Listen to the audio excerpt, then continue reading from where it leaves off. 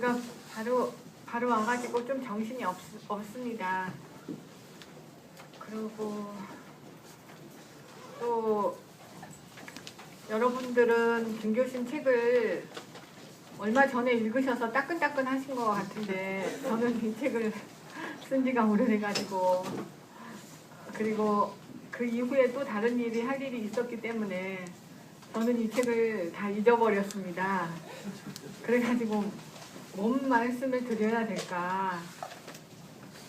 참 그래요. 벌써 다 읽으셔서 내용은 다 알고 계실 테고 뭔 말씀을 드려야 될지 잘 모르겠어요. 그러니까 이거 어떤 형식으로 진행하면 좋을까요? 지금 그 책을 읽으신 분들은 네. 요한회를 중심으로 해서 한 10분 정도 밖에 안 되는 걸로 알고 있습니다. 네. 같이 공부하신 분들은. 네. 그러시면 저기 뭐야 내용에 대해서 좀 말씀드려도 되는가 보네요. 네. 저기 내용에 대해서 좀 말씀해 주시고 그때 공부하신 분들은 아마 의문점들을 몇 개씩 갖고 계실 거예요. 예. 그 끝나고 나서 이제 그분들이 아마 질문을 하는 기회가 있을 것 같습니다. 네. 예. 그래서 그럼 제가 좀 말씀을 드리겠습니다. 그 김교신이 이제 기독교를 어떻게 이해했느냐 이렇게 봤을 때 김교신은 먼저 이 기독교가 전적인 기독교가 돼야 된다고 그렇게 이제 이야기를 했어요. 그래서 오늘 아침에 봤더니 오늘 아침에 교회 렉셔너리가 가난한 과부가 냈돈 돈입을 바치는 그런 게 있었거든요. 성서예요. 근데 그 성서 아시죠? 그러니까 예수님이 그걸 보시고 다른 부자들은 자기 있는 것 중에 하나를 바쳤는데 저 여자는 가난한 가운데 자기 전 재산을 바쳐서 저 여자가 진짜 많은 헌금을 가장 많이 한 사람이다. 그렇게 한 부분이 있었잖아요. 근데 이제 제가 그거를 보면서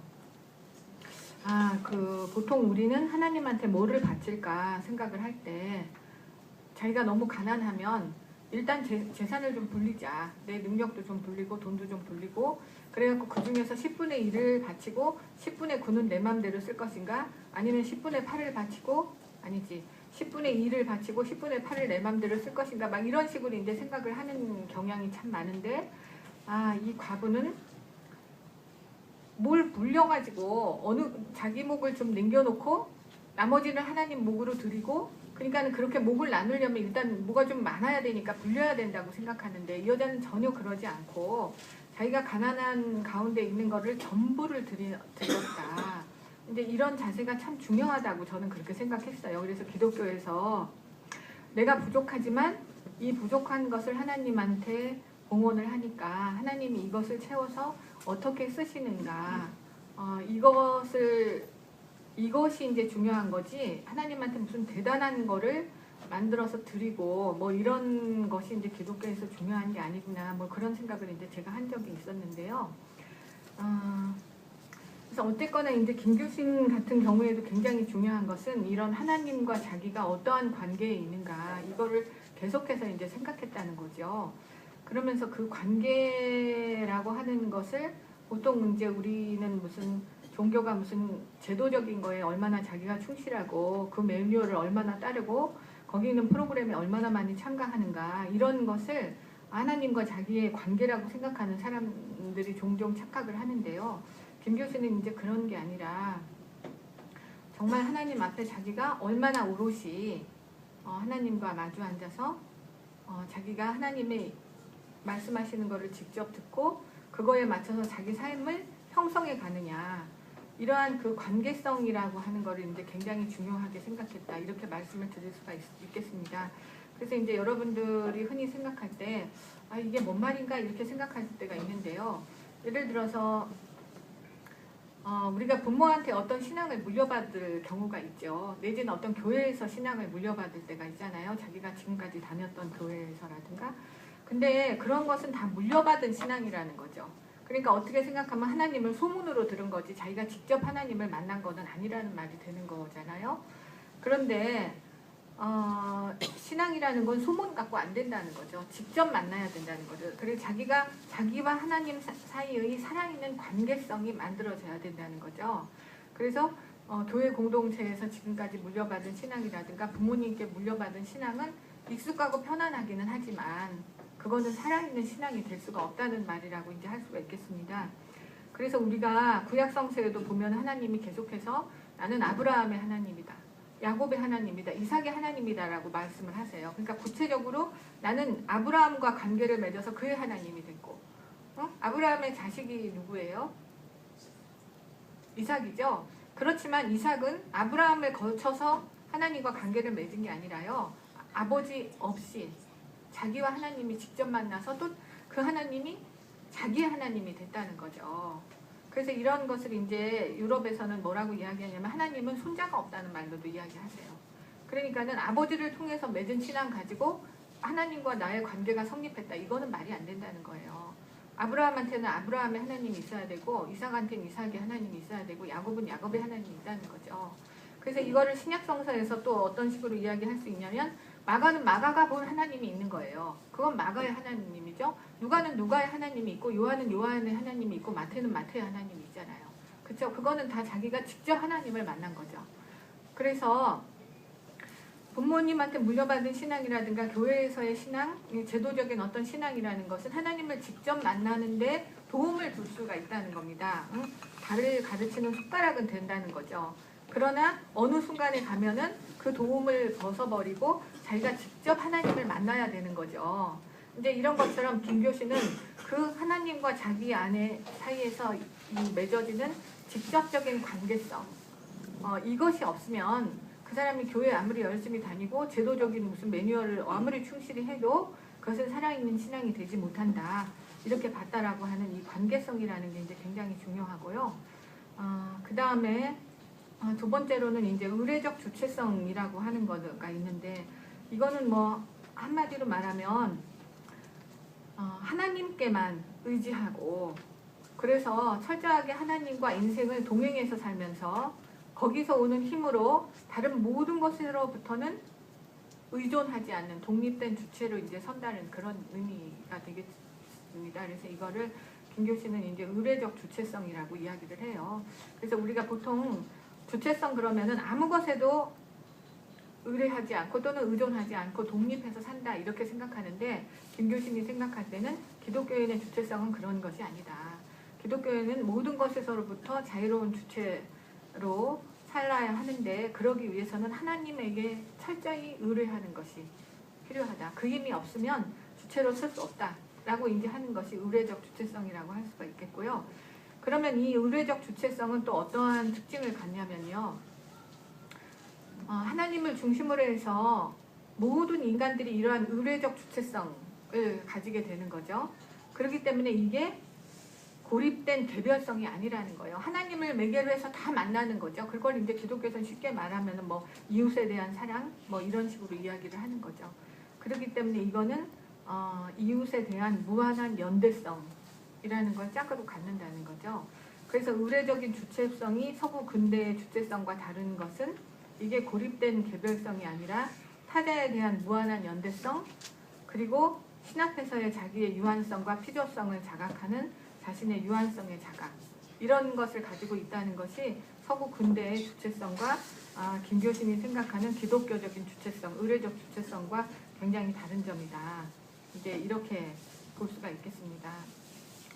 그 다음에 그래서 기독교에서 굉장히 중요한 거는 교회에 소속해 있느냐, 교회에서 이야기하는 의무나 어떤 매뉴얼 이런 거를 얼마나 따르냐라는 건 부차적인 거라는 거죠. 그거는 그러나 진짜 중요한 거는 하나님 앞에서 이 의례적 주체성을 확립하느냐 마느냐, 이게 엄청나게 중요하다고 봤습니다. 그리고 이것이 확립되면 자연히 교회도 즐거운 마음으로 섬기고 싶다는 거죠. 그리고 공동체 생활을 하고 싶다는 거죠. 근데 이것이 되지 않은 사람은 교회라고 하는 것이 뭐라 그럴까, 자기의 외로움이나 두려움에 대한 도피처, 또는 그 강박이라든가 이런 식으로 잘못하면 종교 중독이 될 수 있다는 거라는 거죠. 그래서 정말 중요한 거는 의례적 주체성을 확립하느냐, 이게 기독교 신앙에서 이제 가장 기본적으로 중요한 거라고 봤는데요. 그러면 이 의례적 주체성은 누가 확립을 할 것인가? 목사님이 확립해가지고 나한테 나눠준다든가 대신 해준다든가 아니면 우리 어머니가 해준다든가 아니면 사랑하는 아내가 해준다든가 이런 것이 불가능하다는 거예요. 각자 자기가 혼자 직접 해야 된다는 거죠. 그래서 이거는 누구에게도 대신해서 해주거나 받거나 할 수 없는 자기 실험이라고 보는 이 직접성이 또 김교신의 신앙 이해의 세 번째 특징이라고 할 수가 있고요.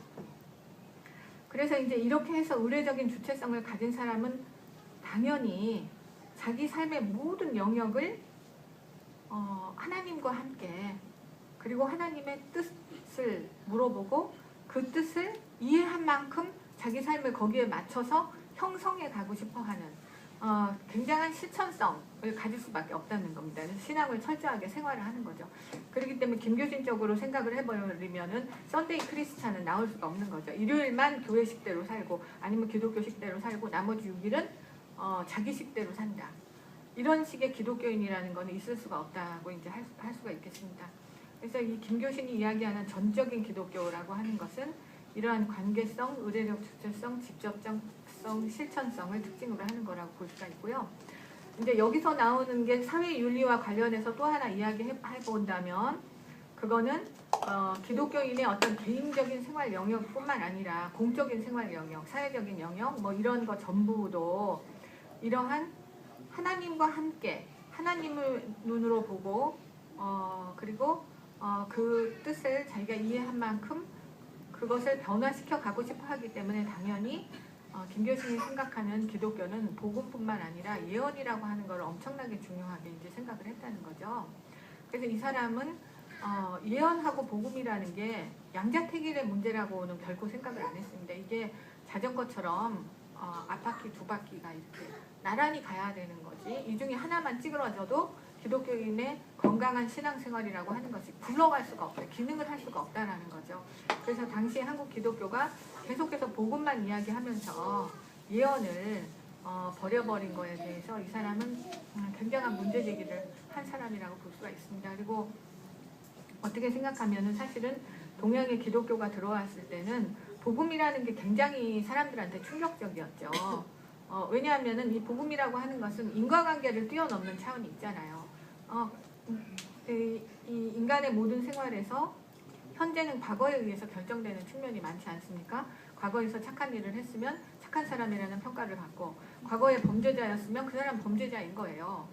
그래서 인간의 모든 평가는 이러한 그 인과관계를 뛰어넘어서 그 사람을 어떻게 사랑하는 게 너무 힘들다는 거예요. 그래서 저 사람은 미래에는 전혀 다른 사람이 될 가능성이 있다고 하더라도 누구도 그거를 현실적으로 감당할 만한 뭐라 그럴까요? 모험을 할 수 있는 그런 그 정도의 사랑을 발휘하기가 너무 어렵잖아요. 그래서 우리가 재소자들이 틀림없이 감옥에서 형량을 충분히 치름으로써 교화 적용을 끝냈기 때문에 그 사람의 미래는 완전히 새로운 사람으로서 정말 보장이 돼야 되고 그것이 인권이라는 걸 너무나 알지만 그러나 어떠한 집단에서 도난 사건이 발생했다. 그랬으면 당연히 가장 먼저 그 사람을 의심하게 되는 게 우리들의 보통적인 어떤 감각이죠. 그게 왜 그러겠습니까? 우리가 보통 생각한다는 게 인과관계를 뛰어넘어서 생각하지를 못한다는 거잖아요. 그런데 기독교에서는 그렇지 않다. 미래는 전적으로 다르게 시작할 수 있다. 하나님의 새로운 창조에 의해서 과거와는 전혀 다른 인간이 나올 수 있다고 이야기하잖아요. 그렇죠. 그래서 그게 가늠한 여인에게서도 우리가 요한복음에서 나오는 가늠한 여인도 바로 그런 거 아닙니까? 그러니까 이 하나님의 인과관계의 사슬을 끊는 이 엄청난 사랑이라는 거에 동양에서는 엄청나게 압도가 됐다는 거예요. 너무나 감격스러운 거죠. 이 얘기를 하는 것이요. 그래서 그게 바로 복음이라고 얘기했을 때 여기에 막 굉장히 엄청난 어떤 뭐라 그럴까 충격 이런 거를 받음으로써 이 예언과 복음이라고 했을 때 복음에만 비중이 엄청나게 쏠려버릴 가능성이 있었지 그것이 동시에 예언이라고 하는 기능을 한다. 그래서 이 예언과 복음의 공속성을 기독교인들이 초기의 기독교인들이 이해하기가 대단히 어려웠다는 겁니다. 근데 생각해보면 복음이라는 거는 결국은 인간을 모든 것에서부터 자유롭게 한다는 거잖아요. 하나님께만 의지하고. 그래서 그 모든 것이라고 하는 것은 우리가 흔히 생각하는 뭐 제도라든가 이데올로기라든가 한마디로 또 더 나아가서는 그 사람이 지금까지 과거에 해왔던 모든 뭐예요? 과거의 축적. 그 사람이 살아왔던 모든 과거의 축적에서부터까지도 자유롭게 한다는 것이기 때문에 그 인간을 다시 억압하려고 하는 그러한 모든 것들, 그게 제도건 이데올로기건 아니면 과거에 그 사람이 살았던 어떤 행적이었던 간에 그런 모든 것에서부터 그 사람을 해방해야 되기 때문에 복음은 동시에 예언이 되는 거잖아요. 그거 좀 이해하시겠죠? 제가 설명을 잘하는지 못하는지는 모르겠습니다만은 예, 그래서 복음은 동시에 예언이 되는 거죠. 예. 네, 거기서 예언이란 말이 얼른 납득이 안 된 예언이란 말이 무엇이냐고 좀 이해된다. 그러니까는요, 복음이라는 거는 뭐예요? 인간을 자유롭게 하는 거죠. 인간 모든 어떤 얽매임으로부터 인간을 풀어주는 게 복음이잖아요. 그 하다못해 자기 자신 속에 있는 어둠으로부터도 해방시켜 주는 게 복음이죠.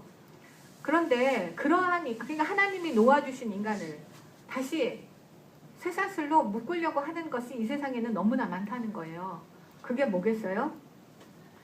어떠한 제도 같은 것들, 어떠한 이데올로기라고 하는 것들, 응? 뭐 공산주의는 안 된다, 민주주의여야 한다, 응? 자본주의여야 한다, 아니면은 기독교는 이런 식으로 믿어야 된다, 근본주의적으로만 믿어야 되는 거고, 그리고선 일요일에 예배는 3배 정도 드려야 3개 정도 드려야지만 이게 제대로 된 신앙이다라든가, 그러지 못한 신앙은 뭐 경제한다든가, 아니면은 또 우리가 광고에서도 그렇죠. 여자는 모름지기 이뻐야 된다. 응? 그래서 그 여자가 성형수술 한 곳에 가서 나도 성형수술을 해야 된다. 그런 돈이 없으면 우리는 무척 비참한 거다. 그러면서 자기를 막 비참한 걸로 끌어가는 게 이제 이렇게 하는 거잖아요. 이런 것들이 다 이데올로기라든가 아니면 세상이 만들어 놓은 나를 부자유롭게 하는, 하나님이 해방시켜 주신 나를 다시 가두려고 하는 그러한 쇠사슬이라는 거잖아요. 그래서 그 모든 쇠사슬이 사실은 인간이 만들어낸 인간을 억압하는 잘못된 것이지, 그것이 창조주가 돼서 우리를 구속할 수 없다라고 하는 것을 가르쳐주고 선포하고, 그리고 그것으로부터 우리를 해방시키려고 하는 구체적인 노력 같은 것들을 예언이라고 하죠. 예, 기독교에서는 그걸 예언이라고 하잖아요. 무슨 미래를 보는 신탁이라든가 그런 것이 아니고요. 예, 그래서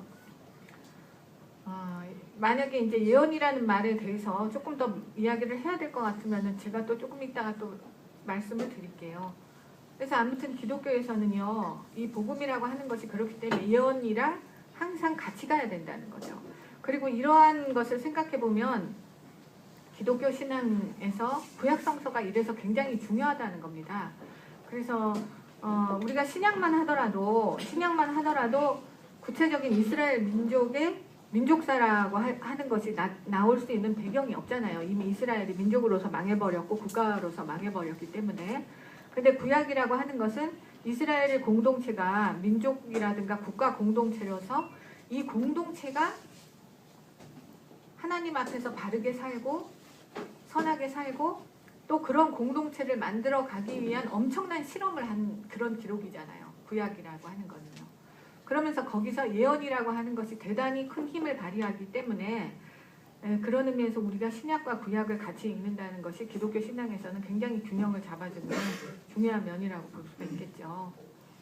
그래서 아무튼 기독교가 복음 한 축이 아니라 예언과 함께 가야 된다. 그렇기 때문에 기독교는 사회적인 영역, 공적인 영역에 대해서 기독교 신앙의 어떤 관점에 입각해서 적극적으로 발언하고 거기에 참여하고, 그것이 잘못되어 있었을 때 비판하면서 그것을 변혁시켜 가려고 하는 그런 움직임이 신앙의 실천으로서 필연적으로 뒤따라야지만 그게 건강하고 제대로 된 기독교다라고 라고 하는 것이 김교신의 또 기독교 이해에서 굉장히 큰 특징이라고 할 수가 있습니다. 그리고 이제 그 다음에 이제 김교신이 무교회 같은 거 이야기했는데요. 저는 뭐 김교신이 무교회에서는 뭐 지금까지도 의미가 있는 굉장히 중요한 이야기이고 김교신이 진짜로 말하고 싶어 했던 거다라고는 저는 별로 생각하지가 않아요. 근데 김교신이 이제 생각하는 무교회에서 중요한 거는 이 사람이 그런 기독교에서 진짜 중요한 거는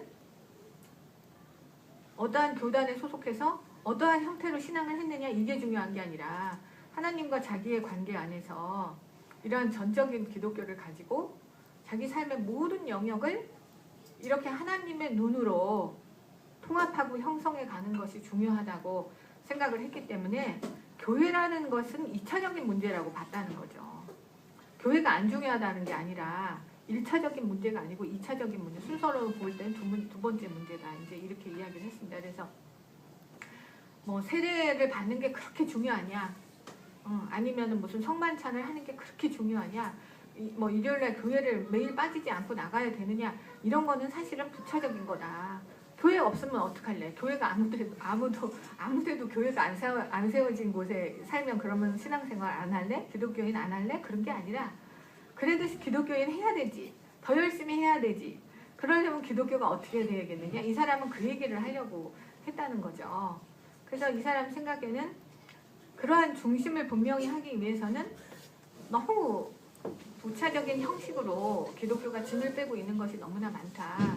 그러니까 우리는 평신도의 성서 공부라는 이거 빼놓고는 나머지는 그냥 각자의 형편에 맞춰서 내지는 기호에 맞춰서 자기 알아서 하게 하자. 이제 이렇게 했습니다. 그래서 성직자와 평신도의 무슨 특별한 구별 같은 거 두지 않도록 했고요. 그리고 이제 주일날 매일 모여가지고 성서 공부하는 거죠. 그리고 한 달에 한 번씩 신앙 잡지를 발간을 해가지고 자기네들이 그동안에 성서 공부한 거. 그러니까 지금도 일본 무교에 가서 봤더니 뭐 공장이라든가 아니면 구민회관 이런 거를 빌려가지고 해요. 그래가지고 뭐 한 70명, 80명 이렇게 모여서 하고 그리고선 여기서 피아노 같은 거는 치지 않고 성경 하나 찬송가 하나 부르고 그리고서는 주기도문 하고 그리고 일부에서는 전문적으로 성서를 배운 그러니까 성서 신학자들 일본 무교에는 굉장한 그 엘리트들이 모여 있기 때문에 성서 신학자들이 엄청 많거든요. 구약성서 신약성서 신학자들 아무튼 전문 신학자들이 성경에 관해서 강해를 하는 거예요. 그리고 2부에는 신학자가 아닌 그야말로 평신도가 이 성서를 해석하고 그거를 일주일 동안 자기 삶에서 어떤 식으로 실천했다. 그리고선 그 성서의 말씀에 비춰서 자기를 봤더니 어떻더라. 그런 뭐라 그래야 되나 현장에서의 보고 같은 거를 2부에서 하고 그리고서는 찬송가 하나 부르고 주기도문 하고 끝이에요. 그냥 밥을 나눠 먹고 그런 것도 없어요. 그리고 그렇게 하고 또 우찌무라는 이거를 철저히 이렇게 뭐라 그럴까 성서 공부 형식으로 했기 때문에 방학도 있어요. 여름방학에서 7월, 8월은 이게 없어요. 예배가. 그러니까는 우찌무라의 이 무교의 주의라는 게 참 재밌죠. 방학 때는 예배 안 드리냐? 뭐 이런 이야기도 할 수 있는데 아무튼 그 사람들은 안 드립니다. 안 드리고 그리고 방학이 들어가기 전에 모두가 각자 도시락을 싸와요. 그래가지고선 그 음식을 다 나눠 먹어요. 나눠 먹고서는 그동안에 뭐라 그럴까 4개월 동안에 성서 공부를 했던 그 이야기 그리고 뭐 공동체 내에서의 대소사 아니면 뭐 애경사 같은 이야기 막 그런 이야기를 하고서는 헤어지죠. 그리고 나서 이제 9월 달에 학기가 시작하면 또 이제 시작을 하고 이제 뭐 이런 식으로 형식으로 하는데요. 아무튼 이렇게 하고 신앙 공동체를 이루고 나서 지도자가 돌아가셨다. 그랬을 때는 그 집회와 잡지 자체를 완전히 폐간을 해버립니다. 그렇기 때문에 이거를 후계자를 누굴 세울 것인가 이런 식의 후계자 문제는 전혀 일어나지가 않아요. 그러니까 아무튼 집회를 유지하기 위한 경제적인 부담이 거의 안 된다는 거. 그리고 후계자 문제가 전혀 일어나지 않는다는 거. 뭐 이런 것들이 이제 참 가벼운 거죠. 이 모임을 유지하기 위해요. 근데 이제 그런 거에 비해서 뭐 주일학교를 어떻게 꾸려갈 것인가, 끝나고 나서 공동체 식사를 어떻게 할 것인가, 이딴 거는 거의 없기 때문에 너무나 진짜 몸이 건조하죠. 그래서 저는 거기 가서 난 다니라 그래도 이딴 교회는 정말 못 다니겠다 재미없어서 저 뭐 아무튼 그런 식의 생각을 하고 왔었는데요. 아무튼 이 김교신은 이제 이런 식의 무교회적인 집회 형식을 이제 가졌습니다. 그래서 그 자기가 말하기는 나는 서당 훈장식으로 하겠다. 그래서 논어 대학을 옛날 조선 사람들이 공부했던 것처럼 성서는 그렇게 막 줄줄줄 외우게 공부하고 거기서 하나님의 뜻을 알고 그거에 의해서 내 삶을 형성해 간다. 우리는 성서 공부 그렇게 하는 거다. 그러니까 우리가 하는 성서 공부는 너무 재밌어가지고 전도가 하나도 안 된다. 근데 안 돼도 그만이다. 오기 싫으면 오지 말아라. 그래서 나는 전적인 기독교를 가지고 자기 삶을 살아가려고 하는 진정한 신앙인 한 사람을 만드는 것이 나는 더 좋다. 뭐 이런 식으로 했던 것 같아요. 근데 생각해보면 김교신은 양정고등학교 선생님이었기 때문에 김교신을 흠모해가지고 이 성서 공부에 와서 이렇게 재미없는 성경이라도 배우고 진정한 기독교인이 되겠다고 하는 충원을 끊임없이 할 수가 있었어요. 제자들을요. 그래서 오늘날의 무교회는 이런 식으로 하면 충원을 하기가 참 어려운 그런 식의 이제 실질적인 문제가 있는 것 같아요. 성가대도 없고 밥도 안 주는데 누가 오겠냐는 거죠. 근데 아무튼 김교신은 이렇게 했습니다. 그렇게 해서 그러면서 이제 자기가 생각할 때 그런데 자기를 흠모하는 사람 중에 매니아가 나타날 수가 있죠. 그래서 올바른 교회는 꼭 무교회식대로 해야 된다라고 하는 인간이 나타나면 그 사람은 무교회식의 교회주의자라는 거예요. 그래서 그런 사람도 곤란하다고 이제 이야기를 했어요. 그래서 결국은 중요한 거는 뭐냐면 무교회라는 것은 일상생활을 통해서 내가 하나님과 얼마나 일치해 있고 연합해 있느냐 이거를 증명해내는 것이 중요하고 그 형식이 교회식이냐 무교회식이냐 아무 상관도 없는데 그것 중에 뭐 하나가 진정한 기독교를 보장한다고 하면 이거야말로 가장 큰 문제라고 생각하는 그런 식의 이제 무교회주의자였다는 거죠.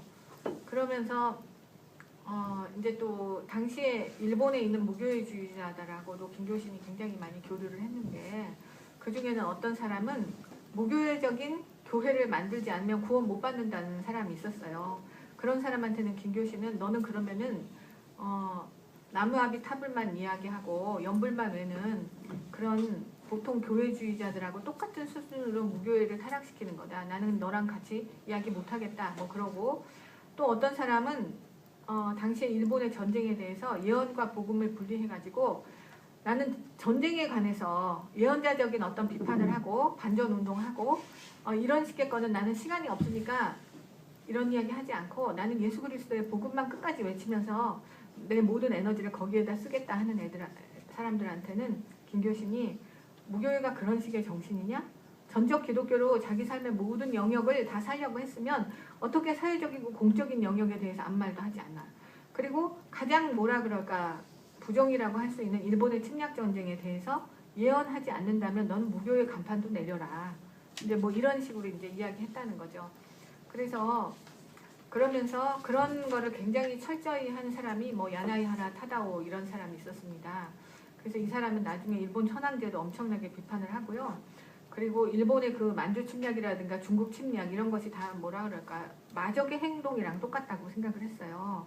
그러면서 이 사람이 나중에 우찌무라 사후 우찌무라가 죽은 다음에 10년 기념 강연회를 하는데 우찌무라 서거 10년 기념 강연회에서 기도를 할 때 뭐라 그랬냐면 하나님 이 부정의한 나라 일본을 먼저 장례지내 주십시오. 그렇게 이야기한 거예요. 그래가지고 이제 사람들이 막 벌떼같이 너 일본을 그러면 죽여달라는 이야기 아니야. 일본을 저주한 거지. 그래가지고 이 사람 동경대학 교수였는데 이 사람을 이제 학교를 그만두게 해갖고 쫓겨나고 그랬습니다. 그래서 그런 사람을 김교신은 우찌무라의 무교회주의의 정신, 다시 말해서 전적 기독교, 교회의 형태와는 관계없이 전적인 기독교를 사느냐 마느냐에 그 사람의 기독교인으로서의 모든 성패가 갈려있다고 하는 그 정신을 가장 잘 이해한 사람이라고 하면서 그 야나이하라를 나중에 불러가지고 1940년에는 우찌무라 간조라든가 뭐 이런 것을 이제 기념하는 그런 강연의 일종으로 한국에서 강연회도 이제 열고 막 그랬다는 거죠. 그래서 김교신은 이제 그런 무교회주의는 그런 식으로 계승을 했고요.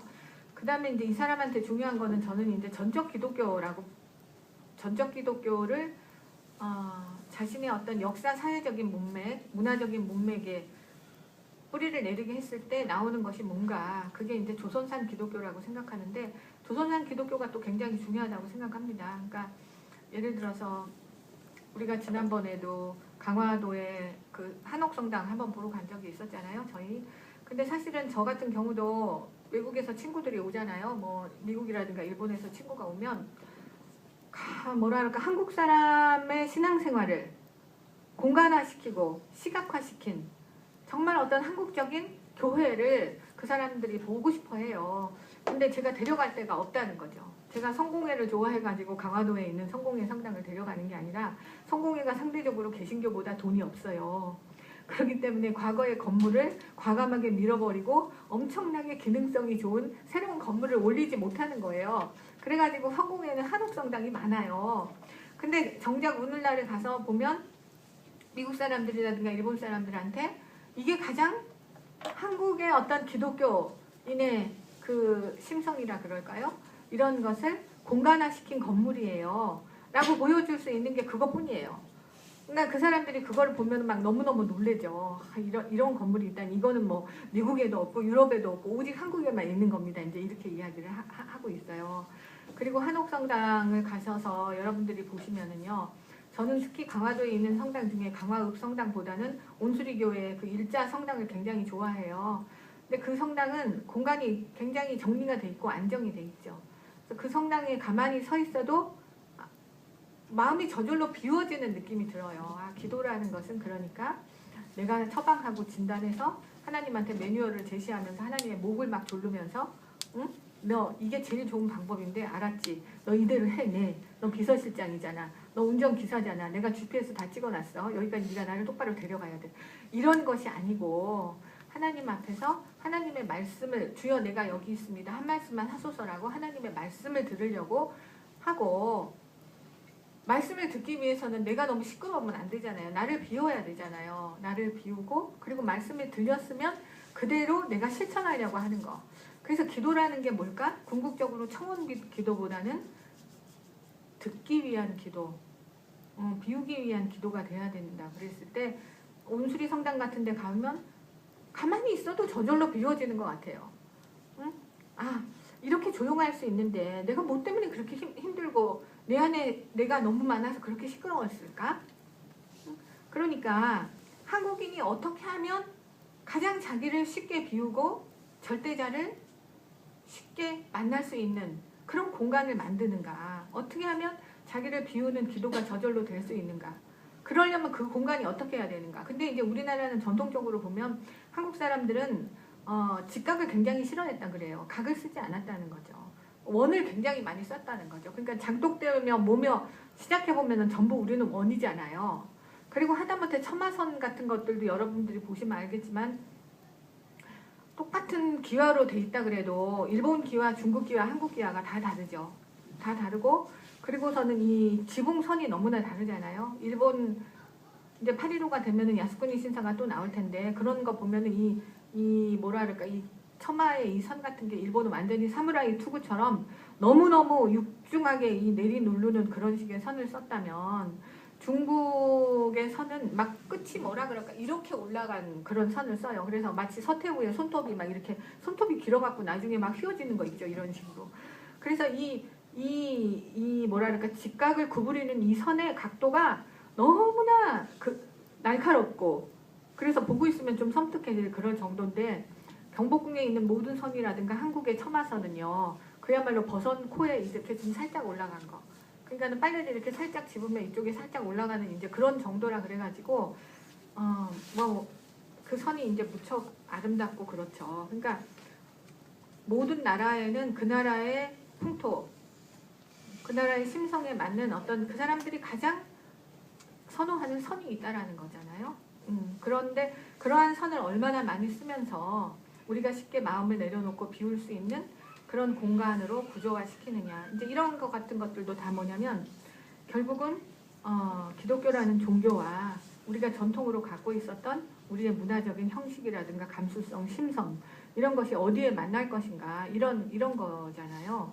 그래서 우리 교회는 그런 게 그래도 굉장히 많이 돼 있잖아요. 저희 목사님 많이 연구하셔가지고 이런 거 얼마나 좋아요. 저기 저 등도 그렇고요. 그러니까 우리 교회의 어떤 이 강대상 여기를 보면 일단 위압적이라는 느낌은 안 들죠. 응? 그리고 사람을 막 위에서부터 이렇게 강압적으로 짓누르는 것 같은 느낌은 안 들잖아요. 우리 교회가 돈이 없어가지고 그런 거죠. 근데 제가 또 막 여기서 말 잘못해갖고선 다른 교회 욕하고 그러면 큰일 나. 근데 제가 얼마 전에 이제 남대문 교회를 한번 갔어요. 또 이러지 마세요. 근데 이제 남대문 교회를 한번 갔는데 남대문 교회가 또 한국 예장 통합에서는 아주 중요한 교회잖아요. 알렌이 뭐 어쩌고 저쩌고 해갖고 역사도 엄청나게 많고 그런데 그래서 이제 이렇게 왜 이렇게 막 웃고 계세요? 상관없으신 분이시죠? 예. 안 들으실 것이죠? 근데 제가 이제 남대문 교회를 이렇게 가봤어요. 그랬더니 그 대우빌딩 뒤에 있어요. 서울역 있는데요. 근데 이렇게 올라가는데 밖에 건물이 너무 이쁜 거예요. 고딕식으로 이렇게 돼갖고. 근데 그래서 참 호감이 있게 이쁘게 생겼네. 그러면서 들어가 봤어요. 아니 안에를 가봤더니 완전히 리모델링을 해가지고 이 벽을 다 밀어붙인 거예요. 색칠을 하고 막. 그리고 더 걸작인 거는 이 강대상 전면에 파이프 오르간을 장식했어요. 나는 파이프 오르간을 장식해도 항상 옆면이라든가 이런 거에서 봤지 개신교가 일단 파이프 오르간 가지고 있는 교회가 얼마 안 되고요. 근데 이제 그게 아마 전 교회적인 거교적인 사업이었나 봐요. 그래서 그걸 전면에다가 파이프 오르간을 해놨더라고요. 우리 하나님이 파이프 오르간 같아요. 그리고 그 파이프 오르간 앞에 십자가가 걸려 있어요. 그러니까 파이프 오르간이 십자가를 걸고 있는 것 같은 이게 무슨 시츄에이션인가. 이게 진짜 나는 그게 이해가 안 됐어요. 그리고 또 너무나 재밌는 게 거기서 음악회를 했기 때문에 갔거든요. 근데 음악회라는 건 또 그렇잖아요. 소리가 이렇게 공명이 돼야 되잖아요. 그러니까는 이게 물결무늬로 되고 그런 몇 번의 소리를 먹으면서 이게 이제 이렇게 소리가 파동을 가는데 이걸 완전히 벽도 밀어버리고 이 천장도 밀어버리니까 소리가 전혀 공명이 안 되는 거예요. 그래서 이게 지금 이게 뭘까? 그러니까는 이 교회를 짓는다고 하는 것은 돈만 가지고 되는 문제가 아니다. 보통 우리 한국 교회는 교회를 짓는다 그러면 이게 경제적인 문제라고만 생각하잖아요. 어떻게 하면은 건축 헌금을 만들어낼 것인가. 근데 사실은 모든 건물은 정신을 형상화시키는 거잖아요. 그리고 돈이라고 하는 것은 정신을 형상화시키는 도구인 거죠. 근데 형상화시킬 정신 자체가 없다. 근데 돈은 있다. 그런 데서 오는 굉장한 이건 뭐라 그럴까 사상의 빈곤이다라는 생각이 들었어요. 그래서 이게 너무 뭐라 그래야 되나 참 뭐라 그럴까 슬프다. 근데 뭐 그러고 그랬으면 지나간 거라도 제대로 보존을 하든지. 근데 지나간 거는 우리 생각엔 다 후졌잖아요. 그러니까 무조건 밀어버린다. 이게 정말 참 너무 우리를 이렇게 좀 우리를 너무 이렇게 그 뿌리를 너무 얕게 하는 거다. 이제 그런 생각이 들었는데요. 그래서 김 교수님 이제 생각한 건 그거예요. 우리가 하나님 믿기 전에는 그러면 우리는 선교사들이 말한 것처럼 이방의 나라, 어둠의 나라, 암흑의 나라, 미신의 나라, 귀신의 나라, 그리고 죄의 나라였는가? 하나님 믿기 전에는 우린 뭐였는가? 그리고 나는 예수를 믿기 시작하지만 우리 사대 할아버지는 그러면 지옥에 가야 되는가? 이런 식의 질문을 당연하게 할 수 있잖아요. 이런 거를 이제 굉장히 생각했다는 거죠. 그래서 우리가 가지고 있는 우리 문화에 또 어떤 복음의 빛이 있지 않을까. 그것도 다 사람 살았던 건데 거기도. 우리도 개나 돼지도 아니고 우리 조상들도 다 사람이기 때문에 영원이라든가 절대라든가 말이죠. 거룩이라든가. 그런 거에 대해서 우리도 뭔가 생각했을 때인데 그게 뭘까. 근데 선교사들은 그걸 모르기 때문에 우리는 그런 게 다 없다고 이야기한다. 오케이, 걔네들이 몰라서 그러는 거다. 그런데 우리는 그러면 안 되지 않아? 근데 우리 기독교인들도 다 거기에 대해서 옳습니다, 맞습니다 그렇게 말하는 이 현실이 너무나 이상하고 기독교인을 믿으면 믿을수록 기독교를 사랑하면 사랑할수록 민족에 대해서 창피하고 우리 민족의 뿌리를 거부하는 이러한 상황은 이게 뭘까? 이게 진짜 하나님이 원하시는 걸까? 하나님은 아마 그렇게 원하시지 않았을 거야. 왜냐하면 모든 사람을 자유하게 하시니까. 그래서 우리가 식민지 백성 조선인으로서의 우리가 이 상황에 대해서 서구인들이라든가 일본인들이 끊임없이 우리한테 부과하는 그 열등의식, 너네들은 열등한 존재다 라고 하는 이것에서 하나님은 우리를 해방시키실 것이다. 그럼 우리가 이걸 어떻게 생각해야 될까? 선교사들은 자기네들 문제가 아니니까 그 사람들은 고민하지 않고 답도 제시하지 못한다. 근데 우리는 그러면 안 되지 않느냐. 이게 이제 김규신의 문제의식이었다는 거죠. 그래서 이제 그 사람이 이제 끊임없이 생각해가지고 김교신이 생각한 건 뭐 어떤 사람은 무교에서 그거를 발견해낼 수도 있고요. 도교에서 발견해낼 수도 있겠지만 김교신은 유교가 제일 친했으니까 이 사람은 유교에서 발견해냈습니다. 그래서 유교에서 말하는 뭐 조문도 석사가라는 게 아침에 도를 들으면 저녁에 죽어도 좋다. 도라는 게 뭐냐? 이게 영혼과 절대를 동경하는 그런 뭐라 그럴까 자기 초월의 한국 사람이 가졌던 심성이다. 이게 하나님을 보려고 했던 한국 사람의 심성이고 그리고 그러면 죽어도 좋다. 라고 하는 이러한 대단한 어떤 윤리적인 이상주의 같은 것들이 한국 유교에 있었다. 그리고 한국 사람들의 정신에 있었다. 그러니까 나는 기독교인이 될 때 이러한 모든 나의 전통을 창피한 거라고 버리는 것이 아니라 이러한 나의 전통에서 자랑스러운 것들을 가지고 당당하게 하나님 앞에 쓰겠다. 그래서 나는 한국인으로서의 나의 어떤 정신적인 연속성과 자긍심을 유지하는 기독교인이 되겠다. 이제 이런 생각을 했다는 거죠. 그래서 우리가 전통 문화에서 어떠한 것을 계승할 것인가 이러한 문제를 이제 굉장히 생각했고 그리고 과거의 문화만이면 되나 한국의 기독교가 되기 위해서는 지금 현실의 한국의 역사가 우리에게 요구하는 어떤 과제 같은 게 있잖아요. 김교신 시대에는 그게 독립이었겠죠. 오늘날의 우리 시대는 뭘까요? 우리 시대에도 뭐가 우리를 가슴을 답답하게 하는 것들이 많이 있잖아요. 그래서 그러한 것들은 결국 뭐냐면 거기서 하나님이 우리를 부르시는 소리가 있다는 거죠. 나의 뜻, 이 어둠 속에서 나를 만나라.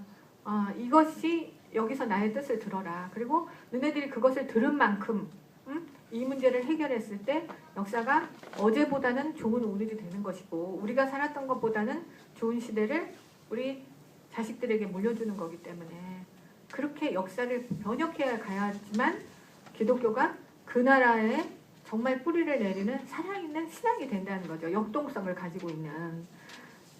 그래서 김교신은 그렇게 해서 미래의 역사와 기독교를 어떻게 이제 연결시킬 것인가. 기독교가 어떻게 역사 변혁력으로 작용할 수 있겠는가. 근데 이제 역사 변혁력으로 작용하는 것도 똑같은 거죠. 복음과 예언의 공속성을 가지고 있으면 당연히 역사를 변혁할 수밖에 없는 거죠. 사람을 노예로 만들려고 하는 모든 어떤 제도라든가 이데올로기라든가 이런 거에 대해서 그걸 비판하고 그걸 변혁해 가자고 하는 것이 예언이기 때문에 그러한 것을 이야기하면서 거기가 생각하는 게 김교신의 조선산 기독교라는 겁니다. 그러니까 과거에서의 나의 어떤 역사적인 연속성과 나의 자긍심 그리고 현재의 역사가 나한테 요구하는 어떤 역사적인 과제에 신앙적으로 어떻게 응답해서 미래의 역사를 보다 신앙적인 양심에 맞게 변혁시켜 갈 것인가. 이것을 할 수 있는 기독교가 됐을 때 그 기독교는 그 나라에 뿌리를 내리는 말하자면 그 나라의 현실을 움직여 갈 수 있고 형성해 갈 수 있는 힘이 되는 거지. 그게 되지 않을 때는 무슨 인구 전체를 다 국교화 시켜봤자 거기서는 온갖 무슨 타락과 부패만이 있는 이제 그런 온상지가 되는 것이고 그런 것이지 그게 살아있는 역동성을 가진 신앙이라고는 할 수 없다. 이제 그런 거를 김교신이 이야기를 했다고 생각합니다. 그래서 김교신은 이제 이러한 생각을 가지고 교사로서 학생들을 교육시키는데 굉장히 열심히 했죠. 그래서 학생들이 갖고 있는 엄청난 열등의식, 나는 조선인으로서 열등한 인간이고 2차적 이류 인간이다라고 하는 열등의식, 그리고 뭐 민족적으로 우리는 형편없다라고 하는 그런 식의 이제 열등의식을 극복하기 위한 민족교육도 했고, 그래서 송기정 같은 사람들을 엄청나게 이제 김교신 존경하잖아요. 그래서 뭐 올림픽, 동경올림픽에 나가가지고 베를린 올림픽 그 예선전 하는데 김교신이 마라톤 코치여서 이제 따라갔는데 코치는 요즘은 그 차를 타고 이렇게 앞으로 가는 건데 그땐 차가 없어서 김교신 자전거를 타고 갔다 그래요. 근데 김교신이 막 눈물을 줄줄 흘려가지고 선생님이 흐르는 눈물만 보고 자기는 정신없이 달렸는데 자기가 일본 대표 선수로 뽑혔다는 거죠. 그래가지고선 베를린에 나가게 됐죠. 근데 이제 김교신은 코치지만은 따라가지 못하고 일본 이제 코치가 따라갔겠죠.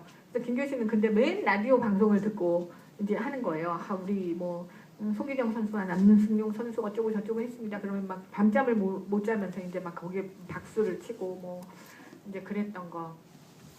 그래서 그러한 선생의 그러한 교육이 있었기 때문에 송기정 선생이 그렇게 일장기를 가릴 수 있었다. 우리가 이제 그런 것도 볼 수가 있고요. 그리고 이 선생님의 특이한 특징은 저도 이제 이걸 쓰면서 김교신의 교사로서의 면모를 다시 보게 됐는데 애들을 때려요. 근데 이 시대에는 애들을 많이 체벌을 가했죠. 특히 남자고등학교는 그런가 봐요. 뭐 손바닥 몇 대, 엉덩이 몇 대 때리고 난 다음에 때리고 나서 애를 보내고 나서 반드시 돌아와서 기도를 해요. 걔 앞날을 위해서. 그래가지고 제가 그런 거를 보면서 지독하게 감동을 먹었어요. 그리고 이때는 저기지 뭐라 그럴까 5년 가르쳤대요. 고등보통학교 그래가지고 중학교 고등학교 합쳐서였는데 5년을 가르쳐서 5년 동안 담임을 하고 그랬대요. 한 번 2년이 잘못 맺어지면 완전 끝장이겠어요. 그래가지고 그렇게 하는데 하여튼 김교신은 졸업시키면서 이 사람 북한산에서 그렇게 또 혼자 올라가서 기도를 많이 했어요. 내가 보니까는 살기가 엄청 어려웠던 것 같아요. 사는 게 편했으면 왜 새벽에 올라가서 하늘에 올라가서 방송 대곡하면서 울고불고 기도를 했겠어요. 근데 애들 졸업식이 되면은요 그날 북한산에 올라가고 잔서를 맞으면서 그 아이들 반 아이가 37명이면 37명 다 호명하면서 호명 기도하는 거예요. 이 아이들의 앞날을 하나님의 은총 아래 맡깁니다. 그래서 제가 그런 걸 보면서 이 사람은 이건 참 보통 할 수 있는 일이 아니다.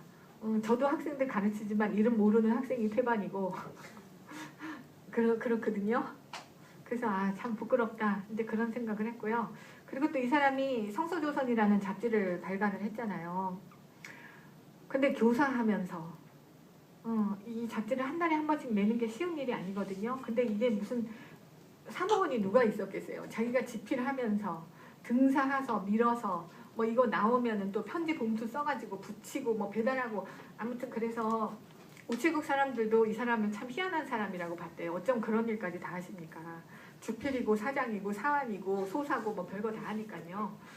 근데 그렇게 하는 것도 참 힘들었잖아요.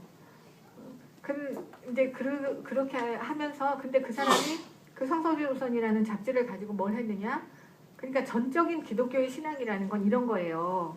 이렇게 하시면 여러분들 식민지라는 게 힐링이 필요한 진짜로 스트레스 많은 시대죠. 근데 단순한 힐링이 아니고요. 완전히 전적인 힐링을 받을 수 있는 힘이 나옵니다. 그러니까 여러분들 기독교를요. 뭐라 그럴까 시원찮게 믿지 마시고요. 정말 전적으로 제대로 한번 믿어보세요. 제대로 믿는 건 이런 겁니다. 라고 하는 걸 말하고 싶어 했고 무교회를 선전하기보다는요. 그걸 말하고 싶어 했고요. 또 하나는 한국 사람 자기가 가르쳐야 될 자기가 민족교육과 인격교육을 시켜야 될 대상이 양정고등학교 학생들뿐만 아니라 전 조선 민족이었던 거예요. 여러분 낙담하시면 안 돼요. 그리고 우리가 그렇게 별 볼 일 없는 민족이 아니에요. 우리는 서구 선교사라든가 일본 사람에 못지않은 대단한 가능성과 전통을 가진 그러한 특유한 우리 민족입니다. 이걸 놓치시면 안 돼요.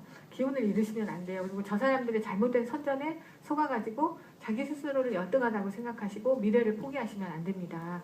라고 하는 그러한 사회평론 있잖아요. 그래서 이 성서조선이라는 잡지는 단순한 신앙 잡지가 아니라 신앙 잡지 플러스 사회평론의 잡지였던 것 같아요.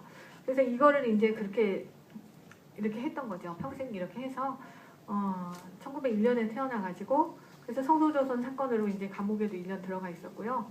43년에 나와가지고 흥남 질소 비료 공장에서 있다가 거기서 이제 노동자의 주택을 관리하는 계장으로 있었어요. 근데 이제 왜냐하면 김교신이 전과자이기 때문에 이 사람이 잘못해서 강제징용으로 끌려갈 가능성이 굉장히 많았거든요. 근데 흥남 질소 비료 공장이라고 하는 것은 이게 군수 공장이에요. 단순한 공장이 아니라 거기서 이 사람이 현지 입대를 해버리면 거기에 계속 있을 수 있는 거죠.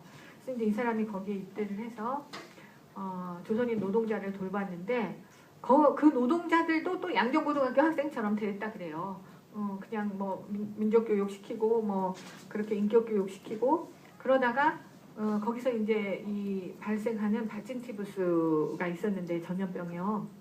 그거를 밤새서 이제 노동자들을 간호하고 그러다 자기도 전염이 돼가지고 해방을 3개월 앞두고 이제 돌아가시고 이 최근에는 김교신 선생님의 그 서대문 감옥에 계셨던 그런 거에 대한 수용 기록이 유족들이 아무리 찾아도 그걸 발견해낼 수가 없었는데 우연하게 일본의 검사의 그 공소장이 발견이 됐는데 거기서 김교신이 3.1운동 때 흥남지방에서 3.1운동에 참가해가지고 뭐 그 자리에 체포되고 막 이랬던 기록이 이제 최근에 나와가지고요. 이것을 국가보훈처가 인정을 해서 이제는 그 독립유공자로 이제 이분이 추소가 됐어요. 그랬는데 대충 이렇게 되면 대전 현충원에 묻히거든요. 근데 김규신 선생의 유해는 북한에 있기 때문에 이제 현충원에 묻히지는 못하고요.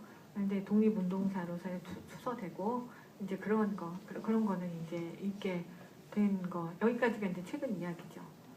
예. 그래서 제가 주서 없이 이야기를 했고요. 이제 여러분들을 이제 말씀하시면 이야기하고 뭐 그렇게 하면 좋겠는데요.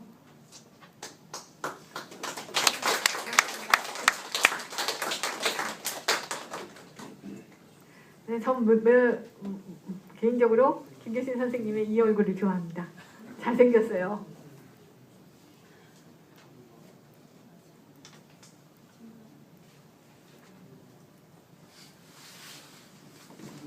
네. 책을 잘 읽었고요. 오늘 말씀도 잘 들었습니다. 근데 이제 김기인 선생님은 제가 이제 함석헌 선생 공부하면서 조금 이제 듣고 그랬는데 이 책을 공부하면서 느낀 거는 김교신 선생이 존경을 받았다면은 아마도 많은 그 훌륭한 그 종교 지도자들이 있었다고 생각합니다. 근데 그 아주 좋은 그 믿음도 있고 사상도 있고 그런데 진짜 어려운 거는 그거를 자기가 현실성에서 그걸 실천하는 거. 그게 진짜 어려운 것 같아요. 근데 그 믿음과 가르침과 사상을 갖다가 생활 속에서 진짜 그대로 실천하는 거.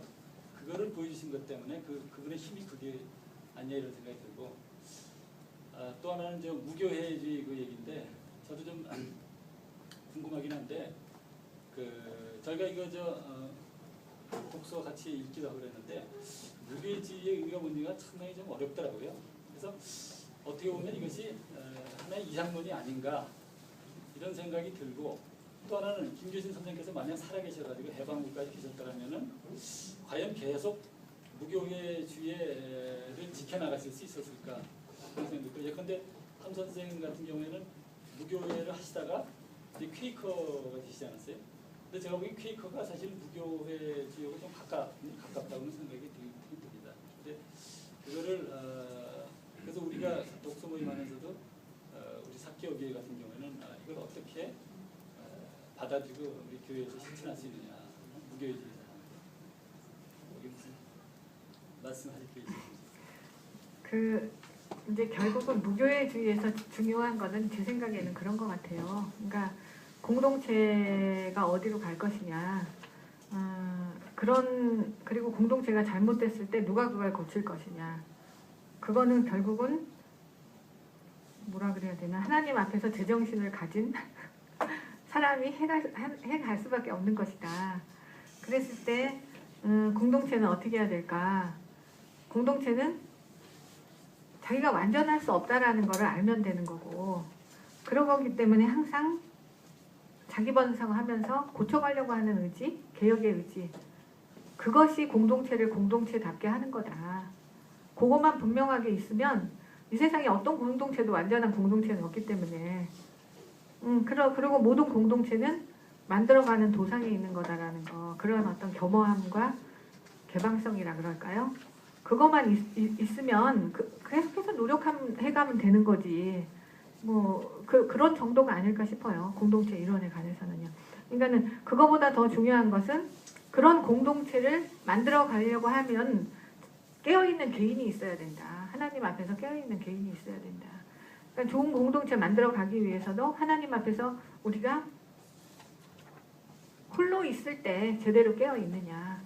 그거부터 먼저 시작하는 게 중요하다. 뭐 그런 이야기 아닐까 싶은데요.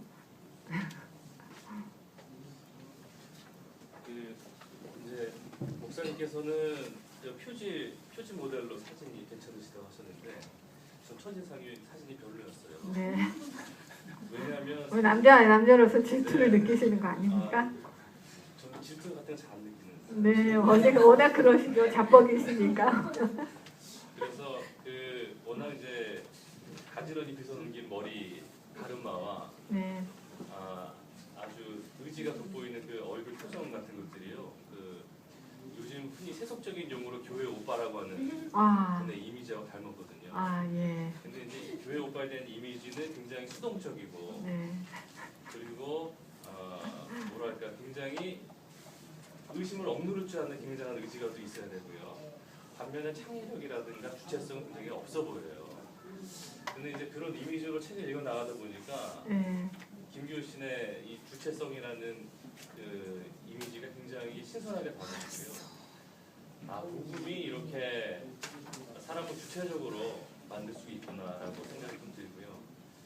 또 하나는 그 주체적인 것이 뭐 예를 들면 의심이라든가 신앙 앞에서의 그런 의심 같은 것들을 억누를 수 있는 그런 것들이 필요할 텐데 그러지 않고 오히려 김교신은 그런 것을 사랑하고 여흥으로 이 제목 부제처럼 기독교 안에서 안식을 얻어서 세상을 사랑하고 여흥함으로써 오히려 즐길 수 있었던 그런 것들이 굉장히 교회 오빠의 새로운 면을 보는 것 같아가지고요. 많이 좋았습니다.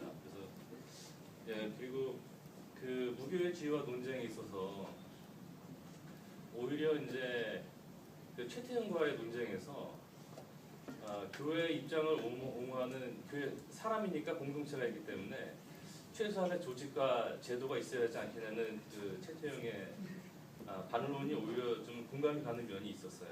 그래서 이 신앙적인 자발성을 담보하면서 제도와 조직을 갖춰가는 것이 필요하다는 생각을 하는데 그게 참 쉽지가 않겠구나. 그게 앞으로 저희 교회의 과제겠구나라는 생각이 들었습니다.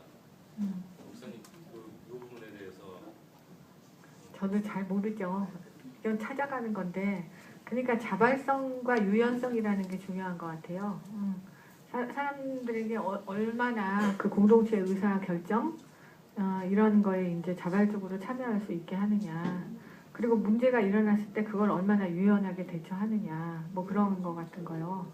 근데 그리고 또 공동체가 유지되려면 기본적으로 뭐라 그럴까 책임과 의무를 정확하게 규정해주는 이제 그런 것도 굉장히 필요하죠. 그러지 않으면 나중에는 누군가가 책임을 지고 의무를 이행해야 되는데 아무도 안 하겠다는 사태가 일어나니까요.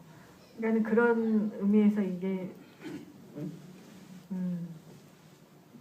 의무와 책임을 분명하게 규정해주면서 거기서 사람들의 자발성과 유연성을 어떻게 잘 균형 잡게 해가느냐 이런 것이 굉장히 중요하겠죠. 그리고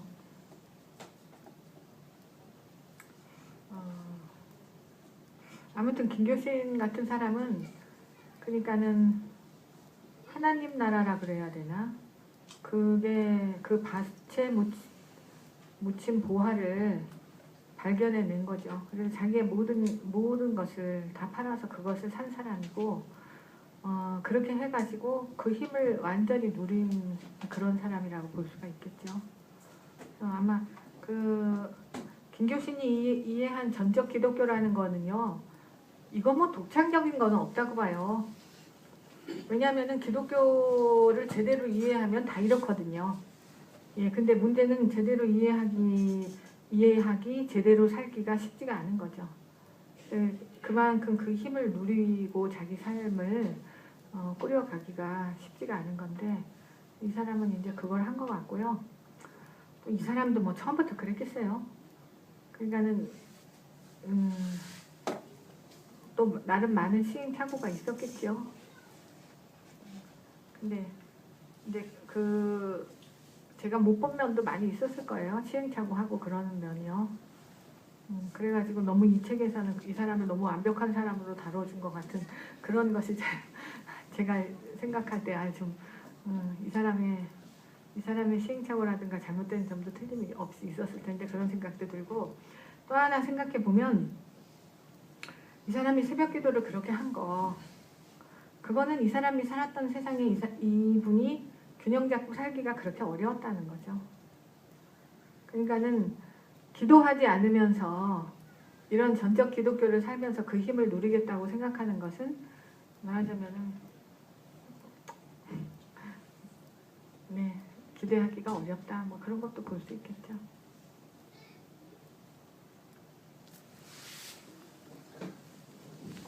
목사님 그 일본 무교에 참석하셔서 그 느낌이 있으셨다고 했는데 그 한국에도 지금 무교회들 모임이 소모임들이 몇 군데 있거든요. 뭐 김교신 선생님 제자라든가 또는 노평구 선생님의 제자라든가 송지영 선생님 제자라든가 이런 분들이 소 그룹들이 좀 있고 한데 일본이나 한국이나 그 무교회가 굉장히 지금 뭐 있는지 없는지도 모르는 경우가 많거든요. 굉장히 미약하잖아요. 예. 그런데 제가 이제 질문 드리고 싶은 부분은 어떤 거냐면은 지금 목사님께서도 얘기하셨지만은 기독교를 제대로 믿으면 전적인 그 크리스찬이 되기를 다 기독교에서 다 가르치는 거고 또 그렇게 믿다 보면 자연히 그렇게 되는 거다 말씀하셨다고.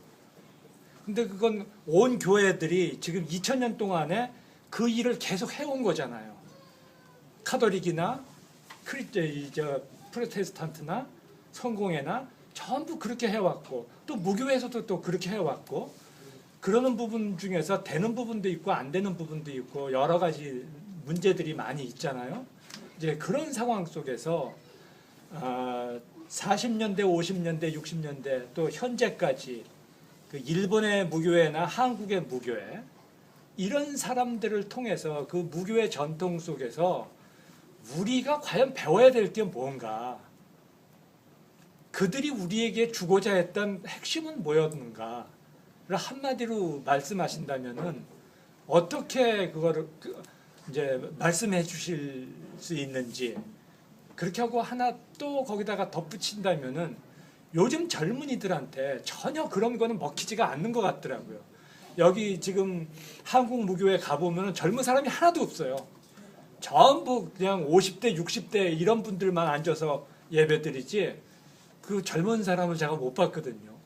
그러니까 이런 그 우리 현실 속에서 그 무교에서 얘기하려고 하는 그 크리스찬의 진수 또는 우리가 찾고자 하는 그런 그런 기독교인으로서의 그 참 진수랄까 이런 것들 한번 좀 말씀을 해주셨으면 좋겠어요. 네, 그냥 제가 생각하기에는요. 아까도 그런 얘기 좀 나왔는데 일본에서는 무교회주의가 일본 개신교의 3분의 1이에요. 그러니까 일본에서는 상당히 세력이 있는 거죠. 예, 그래서 일본 개신교 뭐 그래봤자 얼마 안 되죠. 천주교하고 개신교 합쳐서 일본은 100만이라고 하면은요. 거기서 이제 개신교가 50만이라고 하면 무교회가 한 15만 이렇게 이제 차지하고 있는 거거든요. 근데 일본 같은 데에서는 아직도 무교회가 잘 돼요. 잘 되는 게 우지무라 간조가 워낙 대단한 사람이었기 때문에 그렇죠. 그리고 그 제자들이 워낙 또 훌륭한 사람들이었기 때문에 그렇고, 그리고 일본과 한국의 정신적인 풍토가 다릅니다. 일본 사람들은 위대한 개인을 굉장히 숭배하는 경향이 있어요. 그러니까 우지무라 간조 같은 대단한 선생님이라면 그 사람을 숭배해서도 무교회주의가 계속해서 가는 거죠. 근데 한국은 워낙 정신적인 풍토가 뭐 개인을 스스로 숭배하는 풍토가 자체가 없잖아요. 한국 사람은요. 그런데다가 김교신이 만약에 살아있었으면 무교회가 더 번창했을지도 모르죠. 그리고 한국 무교회가 이렇게 찌그러진 가장 결정적인 원인은 함석헌 선생님이 무교회를 그만두셨기 때문에 그렇다고 그래요. 네. 그래서 무교회 사람들은 원망도 참 많죠. 그런 거에 대해서요. 근데 제 생각에도 만약에 김교신 선생님이 살아있었다면 무교회를 계속 했었겠느냐. 그건 참 의문이라는 거죠. 제 생각에는요. 제 생각에는 참 의문인 거고, 왜냐하면 조직이 있다는 것 자체가 죄는 아니니까요.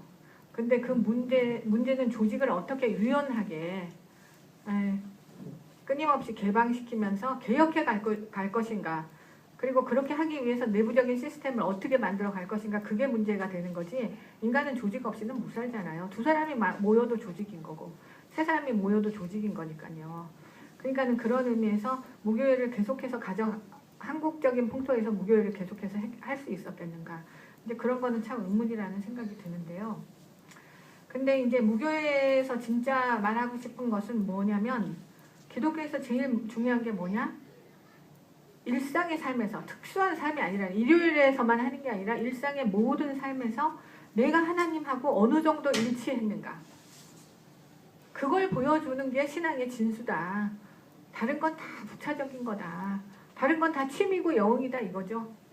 장로하고 싶으면 장로하고, 집사하고 싶으면 집사하고, 여돈도 회장하고 싶으면 하고, 성가대 하면 하고 싶은 거, 식탁 봉사하고 싶으면 하고, 목사하고 싶으면 하고, 그건 다 취미고 영이다 이거죠. 진짜 중요한 건 뭐냐? 일상의 삶에서 하나님과 내가 얼마나 일치되어 있는가를 보여주는 거. 그래서 이제 여기서 참 중요한 게 그거예요. 우리 기독교에서 보면 성부, 성자, 성령 삼위일체가 있는데, 성령은 자기를 하나도 주장하지 않습니다. 성령은 자기를 다 비워서 성령이 보여주는 건 뭐예요? 성자예요. 성자가 무슨 말을 하셨나? 그때 이런 말을 했는데 너네 못 알아들었지. 그 뜻은 이런 뜻이야. 그러니까 성령은 자기를 완전히 비워서 성자를 보여주고, 성자가 자기 말 하는 거 봤습니까? 성자는 하나님이 가르쳐주는 말만 한다면서요. 하나님이 하라는 일만 한다면서요. 그게 자기의 양식이 된다면서요. 성자는 완전히 자기를 비워서 성부를 보여주시죠. 그럼 성부는 뭘 하느냐? 성부는 완전히 자기를 비워서 우리를 사랑하시죠. 그래서 우리를 참으로 주체로서 살게 하는 거거든요. 그리고 주체로서 살면서 그 힘으로 우리가 일상의 삶에서 하나님과 자기가 얼마나 일치했느냐를 보여줌으로써 우리가 존재의 전도를 하는 거고요.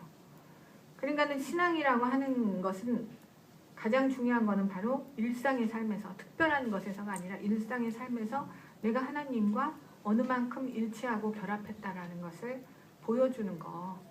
이게 기독교다. 이게 기독교다. 그리고 그러기 위해서는 뭐 성서를 어떻게 읽느냐도 굉장히 중요한 건데, 성서 하나도 안 읽고 기독교인 되려고 하는 사람은 정말 이건 너무나 잘못된 것이다. 왜냐하면 이 사람은 뭐예요? 하나님을 직접 만나겠다는 생각이 없는 거잖아요. 목사님이 만난 거 나한테 말해주면 난 그대로 한번 해보겠다. 이런 건 말이 안 된다는 거죠. 목사님은 목사님의 신앙을 가지고 하나님 만나서 천국 가는 것이고, 나는 내 신앙 가지고 하나님 만나서 천국 가야 되는 건데, 천국이 뭔지는 또 별개의 문제겠지만은, 근데 그렇다고 했을 때는 그래도 가장 우리에게 하나님을 만날 수 있는 뭐라 그럴까요? 단서를 제일 손쉽게 쥐어주는 것은 기독교에서는 성서라고 봐야 되겠죠. 성서요. 그러니까 아무튼 성서를 우리가 읽어야 되는데, 성서를 읽을 때 중요한 건 뭐냐? 객관성과 동시에 주체성이 확보되는 성서 읽기. 그게 이제 굉장히 중요하다는 거죠. 그래서 이 문장에서 내가 살아있는 하나님을 지금 어떻게 만났다. 그러지, 이게 2000년 전에 이스라엘 사람들이 이렇게 된 거구만, 이렇게 이해하고 끝나버리는 거, 이런 건 아무 의미가 없다는 거예요. 이건 뭐 문제 푸는 거지. 여기서 내가 하나님 만나가지고 이대로 내 삶을 형성해보겠다는 생각이 하나도 없는 거잖아요. 성서를 주체적으로 읽고, 근데 주체적으로 읽는 게 잘못하다가는 주관적으로, 삼천포로 나만 이렇게 해석하고 다른 사람 하나도 동의할 수 없는 이상한 해석을 한다. 그러면 안 된다는 거죠. 그러기 위해서는 또 동시에 객관성을 확보하는 성서 읽기. 네. 하나만 더. 네. 그게 좀 의아스러웠던 건데요. 어떻게 성서만 읽어서 조소상 기독교가 나올 수 있었을까? 서양 문명과 함께 들어온 종교에서 가르쳐주는 성서를 선교사에 의지하지 않고 자기가 어떻게 읽을 수 있을 것이며, 그것을 주체적으로 읽어서 어떻게 주체적인 자기 새로운 기독교관이 나올 수 있을까? 예를 들면 조선신학교의 어떤 창립 멤버였던 뭐 장동 김재준 같은 분은 신학을 굉장히 현대적으로, 현대 신학까지 엘리트 정교 신학 코스를 밟으셨던 분들이잖아요. 그분들이 의지하지 않고 민족 주체적으로 신학을 하겠다는 것은 좀 이해가 가는데, 김기훈 씨는 신학을 전공하신 분도 아니고, 더구나 더군다나 일본에서 뭐 공부를 좀 하셨던 분이고 그랬던 분이 어떻게 그 세계사적인 인식의 조선사적인 위치를 얘기하실 때 굉장히 세련된 감각을 가지고 계시는 것 같이 보이거든요. 그래서 그게 좀 의아스러웠습니다. 예, 그거는 아니 조선 이야기, 그러니까는 조선적인 거하고 기독교적인 거를 어떤 식으로 결합시킬 것인가. 이거는 뭐 우찌무라가 말하는 두 개의 제의라는 게 있잖아요. 일본과 예술을 어떻게 결합시킬 것인가. 그리고 어차피 기독교라고 하는 것은 정신이라면 정신을 담는 거에는 형식이 있어야 되잖아요. 근데 그 형식은 다 각각의 문화가 갖고 있는 형식에다가 그걸 입히는 거죠.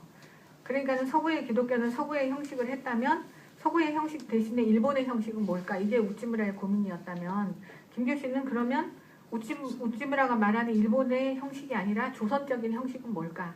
이제 이렇게 이제 생각을 하게 되는 거죠. 근데 그렇지 않고 이제 생각을 해보더라도요. 예를 들어서 이사야서 43장 있잖아요.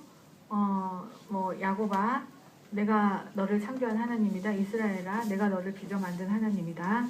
내가 너를 지명하여 불렀다. 너는 내 것이다. 응? 네가 물속으로 들어가도 뭐 빠지지 않을 것이고 불속으로 들어가도 뭐 그을리고 타지도 않을 것이다.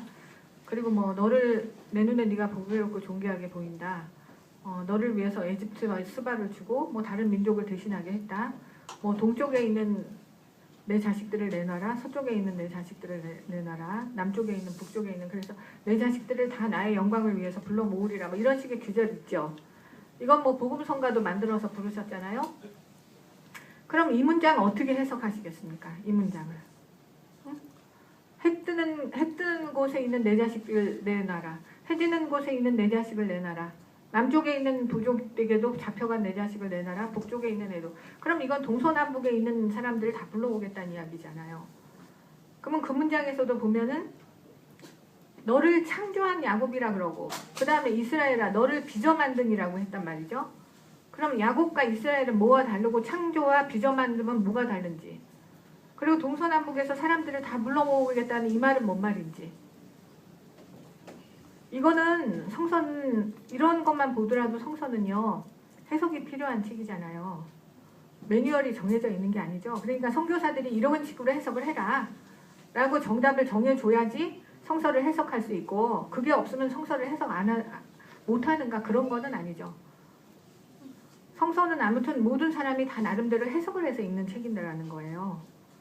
해석을 해서 읽는 책이고, 문제는 여기서 이 이사야서 43장은 이거는 바빌론 포로가 됐을 때 이사야가 이스라엘 사람들한테 준 거기 때문에 이 동서남북에서 불러놓는다는 거는 사방팔방에 흩어져 있는 디아스포라의 이스라엘 민족을 불러 모으신다는 이야기구나. 그러네? 라고 하면 이야기는 여기서 끝나는 거예요. 2000년 전에 이스라엘 사람들과 이사야는 이런 이야기를 이렇게 했겠구나 라고 하면 끝나는 거죠. 근데 문제는 2000년 후에 내가 이 성서를 읽었을 때 나는 이거를 어떻게 연결시켜서 내가 하나님을 보고, 그리고 내 위치가 지금 하나님 앞에서 내가 지금 어떤 위치에 있는지, 내 상황이 어떤 건지를 봐야 되겠다 그랬을 때는 여기서 누구든지 주체적인 해석이 나올 수밖에 없는 거예요. 주체적인 해석이요. 그리고 그 주체적인 해석이 다른 사람들한테는 도저히 이해가 갈 수 없는 완전히 선포적인 해석이 되지 않을까에 대한 객관적인 검증이라는 건 또 필요한 거죠. 그래서 그런 의미에서 성서는 선교사 들어오기 전에도 마찬가지였고요. AD 200년에도 그랬고 300년에도 그렇고 지금도 오늘날에도 김재준 선생과 같은 신학을 공부하지 않고 고등비평을 모르는 사람도 성서를 한번 15번쯤 읽어봤다 그래요. 신구약을 15번쯤 읽어보면 나름대로 다 성서가 해석이 되는 거죠. 그리고 구약과 신약이 어떤 사람들은 그렇게 이야기해요. 구약에 있는 내용이 신약에 있는 내용으로는 또 다른 걸로 맞춰지더라 그래요. 응? 그러니까 예를 들어서 에집트 포로의 40년 동안 가나안을 들어갈 때 광야에서 방황했다. 그럼 신약에서는 예수님은 40일 동안 광야에서 금식하면서 기도하셨거든요. 그 40이라는 게 뭐냐? 신약을 쓴 사람도 구약을 봤기 때문에 40이라는 숫자가 나온 거라는 거죠. 그리고 나중에 그걸 보고 AD 300년이라든가 400년의 기독교인들은 아 고난주의를 부활절 지내기 전에 고난주의를 얼마나 지낼까? 처음에 막 동방에서 서방에서 날짜가 각각이었다 그래요. 아 3주간만 하자 4주간만 하자 뭐 어쩌고 저쩌고. 근데 나중에 아 성서에서 예수님도 40일간 금식하시고 강에서 시험 받고 그랬었으니까 우리도 부활절 맞기 전에 고난주의를 40일을 지내야 되겠다. 그래서 결국은 40일이 확정이 된 거거든요. 그래서 이제 이렇게 보면 아무튼 그렇게 하면 아 신약 구약과 신약이 이렇게 짝을 이뤄서 대를 이루고 있구나. 뭐 이제 이런 것도 보이고 아 이게 이런 그래서 아무튼 주체성과 객관성이 확보된 이런 식의 성서 읽기라고 그럴까요? 이런 것도 이제 굉장히 중요하다고 그러는데 그래서 이제 아무튼 중요한 거는 뭐냐면 오늘날 기독교인 중에 성경 한 번도 안 읽고 복음 성가만 열심히 부르면서 예배만 신나게 참석하고 교회에서 하는 모든 힐링 프로그램은 참석하고 그런 사람들이 있다는 거예요. 이런 사람들은 결국은 뭐냐면은 밭에 묻힌 기독교라고 열심히 쫓아다니기는 하죠. 그리고 나름대로 뭐라 그럴까 그렇게 하면서 자기의 삶의 어떠한 순간은 살아갈지 모르겠어요. 그러지 않았으면 굉장히 권태로울 수도 있고 심심할 수도 있고 우울증에 빠질 수도 있고 두려울 수도 있고요. 그래서 삶의 어떤 여정을 그런 식으로 걸어가는 건 좋은데 마지막에 가서 교회도 없고 목사도 없고 신앙을 같이 나눌 동료도 없는 상황에서 그때 정말 살아계시는 하나님과 동행해야 될 때 그 하나님을 만나본 적이 없다는 거죠. 예. 김효진 선생님이 성경을 이제 배우면서 읽으면서 밭에 묻힌 보물처럼 발견하시고 있었는데 그 바탕에는 제 생각에는 인의의 그 유교적인 그 서서히 흐르는 유교적인 사상이 그때까지만 해도 그게 아마 몸에 배어 있었기 때문에 인의의지 사랑과 정의라는 수호지심, 살해지심 뭐 이런 게 바닥에 깔려있기 때문에 성서가 아마 더 그렇게 저렇게 아마 더 체험적으로 들어오지 않았나 이런 생각이 드는데요. 요새 정말 목사님 말씀을 따라 정말 복음성서 복음성가 몇 번 부르고 성령 받았다 그러는 그런 차원이 아니라 그 바탕에는 그 유교적인 그 당시에 그 내려오던 유교적인 그 인의의지 정신이 비단에 깔려서 거기에서 성서를 보면서 더 깊이 그런 그건 느끼지 않았나 이런 생각이 드는데요. 어떻게 생각하세요? 예, 저는 그런 거 있었다고 생각합니다. 그러니까는 김교신 선생님이 유교적인 수행의 원리를 굉장히 중요시하고 기독교도 도잖아요. 도죠. 사람이 마땅히 살아가야 될 도. 그러니까 이 도는 자기가 그걸 가지고 자기 자신을 닦아야 된다. 응? 이거는 막 말로 듣고 말로 전하고 무슨 불교하고 기독교가 만나가지고선 서로 교리를 갖고 논쟁을 하고 이래갖고 되는 것이 아니고 내가 그것을 깨닫고 깨달은 만큼 내 삶을 닦아야 되는 거고 그래야 이게 내게 되는 거지. 이거는 단순히 지식과 정보를 전하는 거하고는 다르다. 왜냐면 예를 들어서 지식과 정보는 영어 단어 안다 그래서 그거 가지고 내 삶을 닦을 필요는 아무것도 없잖아요. 수학 공식도 마찬가지죠. 그 답안지에 쓰고 나서 잊어버리면 그만이잖아요. 근데 이 종교라고 하는 도는 그렇지 않다. 그거는 깨닫고 깨달은 만큼 내 삶을 그대로 닦아야 되는 거지. 그러지 않고는 아무 쓸모가 없는 거라고 하는 그 수행이라고 하는 거. 그러니까 유교에서 수행을 하는 것처럼 기독교도 수행이 필요한 거구나. 난 이걸 어떻게 수행할 건가. 그런 자세는 굉장히 있었다는 생각이 들어요. 예. 그리고 오늘날에는 그렇기 때문에 기독교가 말의 종교가 돼버려가지고요. 깨달아야 되고 성서도 깨달아야 되는 거잖아요. 이게 지금 한국 사람들이 성서를 뭘로 대하냐면 국어 교과서라고 생각해요. 한국말 잘 읽나 못 읽나를 알아보기 위한 읽기 교과서라고 생각하는데 이건 한국말 알아가지고선 되는 건 아니죠. 이것도 깨달아야 되는 거잖아요. 그리고 깨달은 만큼 자기 삶을 닦아야 된다. 닦아야 된다라고 하는 거. 내 삶을 닦아야 된다라고 하는 거. 그런 식의 인식이 없기 때문에 한국의 기독교가 요즘은 말로만 하는 종교가 돼버려가지고요. 그리고 이제 심지어는 그 말이 나도 실천하지 못하는 말로 다른 사람을 공격하고 단죄하기 때문에 이제 그게 반대로 부메랑이 돼서 돌아와서 되기나 잘하세요. 이렇게 하니까 참 어떻게 자승자박이라고 할 수 있겠죠. 근데 제가 보면은 김규신 선생님뿐만 아니라 이 시대에 보면은 그 뭐 우방 최홍정 선생님이라든가 그리고 관도의 명동학교를 여신 김야견 선생님이라든가 이런 분들 너무 많으시잖아요. 근데 김야견 선생님은 유언이 그거였다면서요. 내 삶을 보라. 응? 그러니까 이렇게 큰 존재의 전도가 어딨어요. 내 삶을 봐. 그러면 네가 하나님 이야기 안 할 수 있어? 기독교가 허틀은 종교라고 네가 말할 수 있어? 이런 거잖아요. 근데 그런 사람들이 그런 분들이 나올 수 있었던 것은 제 생각에는 그분들이 다 유교적인 전통에서 도는 수행을 해야 되는 거다. 그건 말로 외갖고서는 말로 외우고 말로 이렇게 이야기하고 논쟁하고 싸우고 이러는 게 아니라 수행을 해야 된다는 거를 너무나 잘 알아가지고 기독교의 가르침을 깨닫고 자기를 닦는 그런 걸로 받아들였기 때문에 그렇게 위대한 사람들이 시당의 선배들이 많이 나온 것 같아요.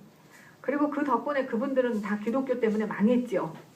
응? 예를 들어서 김마리아, 김필순, 그 김씨 가족도 기독교를 믿어가지고 기독교대로 살다가 완전히 망한 사람들이에요. 근데 그렇게 우리나라의 아이러니, 한국 기독교의 아이러니는 거기도 있는 것 같아요. 기독교를 제대로 살아갖고 망한 사람의 그 뭐라 그럴까 그 사상적인 영향력은 거의 끊겼죠. 근데 기독교를 대충 믿어가지고 신분 상승하는 걸로 아니면 근대적인 매너를 익히는 걸로 피상적으로 믿은 사람들은 다 젊고 잘 살게 지금 돼 있어요. 그래서 그런 사람들이 뭐라 그럴까 오늘날의 한국 기독교의 어떤 주도력을 형성하고 있기 때문에 한국 기독교가 수행이라는 차원 하나님의 내 이웃을 사랑하라든가 내 마음과 몸과 정성과 뭐를 다해서 하나님을 사랑하고 내 이웃을 네 몸과 사랑해라. 이렇게 무거운 말씀이 어디 있어요. 근데 그 말이 갖고 있는 무게를 우리는 체험하지 못하게 돼버린 거예요. 그래서 그걸 내 자신한테 말할 때 내가 어느 정도의 각오를 해야 되고 내가 무엇을 잃어야 되는 거를 각오를 해야 되는가. 그리고 남한테 그 말을 했을 때 적어도 똑같은 비판을 내가 받으려고 하는 각오. 그러면서 용감하게 책임지려고 하는 그런 식의 뭐라 그럴까 각오. 이런 거 없이 내가 그 말을 쉽게 던질 수 있는 말이 아니다라고 하는 그 말에 대한 무게를 우리는 느낄 수 없을 정도로 둔감해져 버려가지고 이게 무슨 맨 이렇게 공부하고서 외워가지고 쓰고서는 맞으면 동그라미 모르면 X표 그 다음에 다시 뭐 이런 식으로만 우리가 생각하고 이게 수행을 해야 되는 거구나. 남한테 말하기 전에 먼저 내가 깨닫고 내 삶을 갈고 닦아야 되는 거구나 라고 하는 차원을 다 잊어버렸으니까 뭐 이렇게 된 것이 아닌가 그런 생각을 하고 저는 그래서 아무튼 초창기에 우리 위대한 그 발자취를 남긴 신앙의 그 선배들은 그 유교적인 수행의 원리 이게 이제 굉장히 기독교를 받아들이는데도 긍정적으로 작용했을 것이다. 무슨 방향성을 가지고 수행할 거냐라고 하는 방향성은 바뀌었지만 그러나 깨닫고 깨달은 대로 자기를 닦아야 된다라고 하는 그러한 각오는 이분들이 분명히 있었을 거다. 뭐 그런 생각도 이제 해보고 그렇습니다.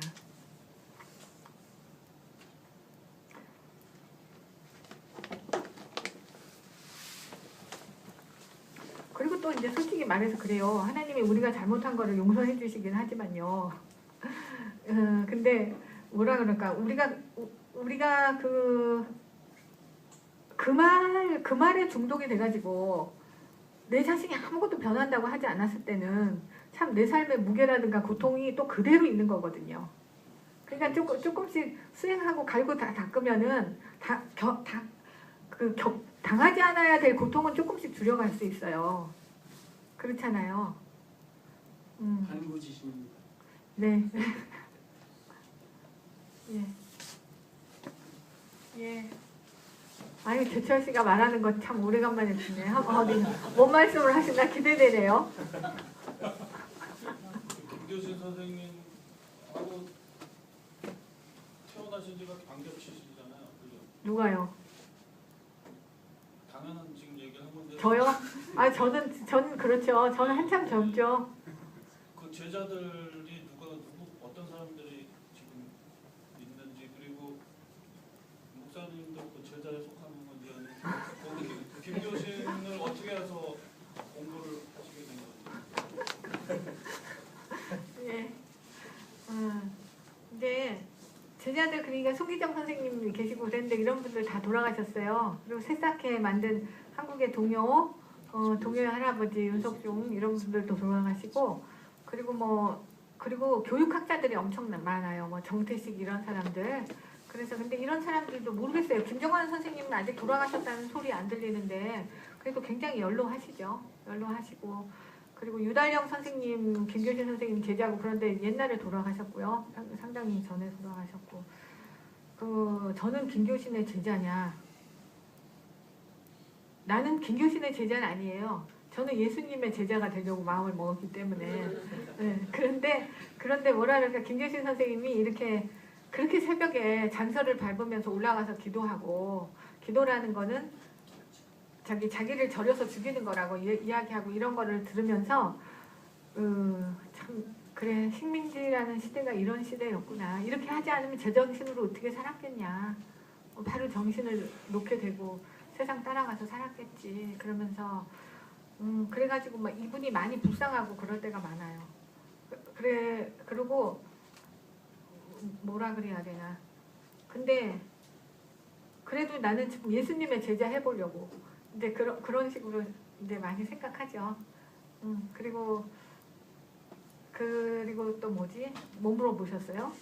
어떻게 하다가 했냐고요? 어떻게 하다가 했냐면은 제가 이제 김교신을 알게 됐는데 우찌무라의 한국 사람 제자가 이렇게 특이하다는 거에 저는 놀랐어요.